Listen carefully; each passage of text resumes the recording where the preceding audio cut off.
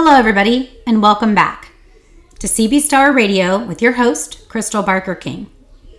Today, we're going to talk about Jesus, Yeshua, versus organized religion, miracles or witchcraft.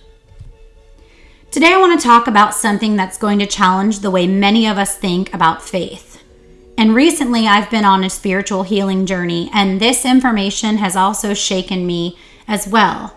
We get so caught up when we go to church and to school where religion is pushed on us to believe it the way it's being interpreted by the person giving the sermon. But do you ever actually just look at it and interpret it in your own way and in today's world? Also, while you're listening to this, keep in mind how things were back then and how they are today are very different. And this is just one way to show you that what you've been taught and how you've been taught to read and understand the Bible may not actually be what they meant. Many of us think about faith, and when we do, we think about Jesus, Yeshua. Not through the lens of organized religion, but through the truth of his life, his message, and his miracles. When Jesus came to earth, he wasn't trying to start a religion. He wasn't building churches or forming denominations. His mission was clear: to reveal God's love, to reconcile humanity back to the Father, and to show us how to live in the spirit of truth. In John 10:10, Jesus said, "I have come that they may have life and have it to the full." He came to free people from fear, from the law, from bondage. Anybody remember that he went up against a mad king? Okay, point taken. Not to create another system of control. That's not what he was here for. Yet, what happened? The religious leaders of his day, the Pharisees, they were the ones who opposed him the most. Why? Because he broke their rules. He healed on the Sabbath. John 5:9-16. He forgave sins directly. Mark 2:5-7. He touched lepers when no one else would. Luke 5:13. Every miracle he did was an act of love that defied human boundaries. If I touched someone today and cured them, they might think that I'm some kind of powerful being, right? And how about if you did that back in the day of the Salem Witch Trials? They would have said it was witchcraft.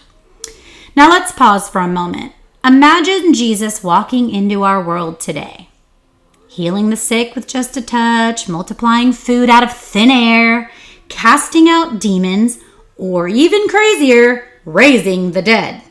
Would people run to him, or would society accuse him of witchcraft? Think about this.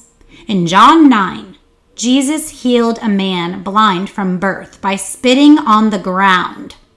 He spit out on the ground, making mud, and rubbing it on his eyes.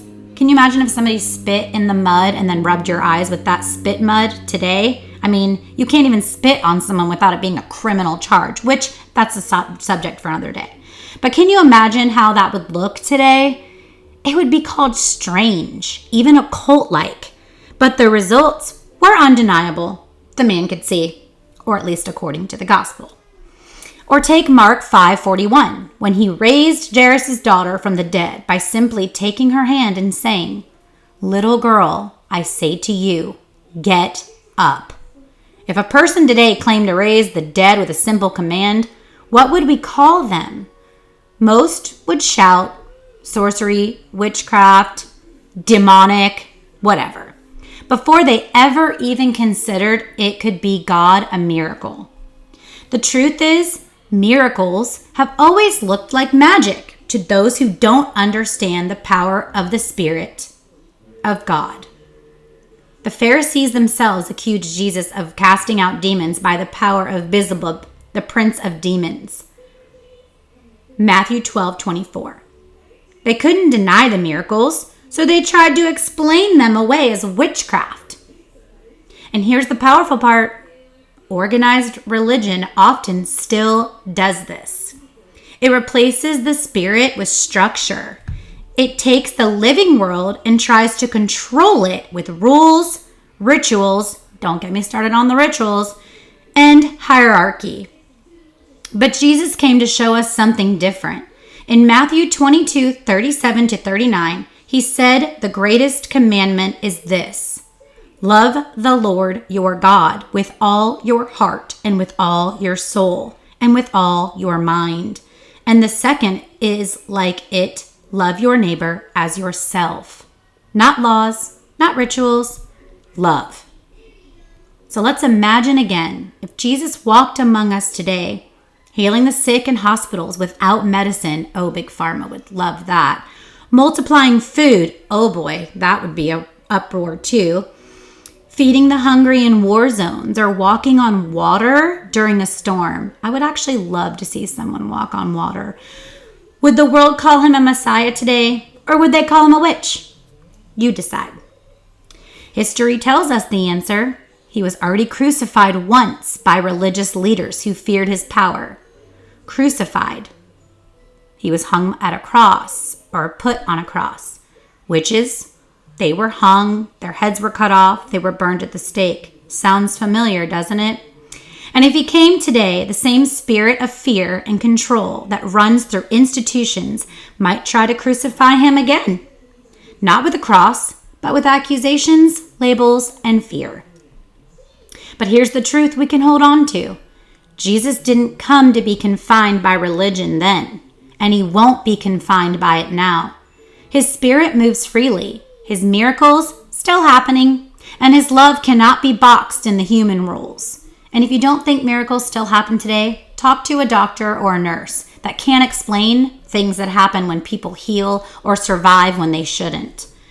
So the challenge for us is this. Are we looking for him through the eyes of religion or through the eyes of love? Because only love will recognize him when he shows up. Just some food for thought today. And as always, love is the answer.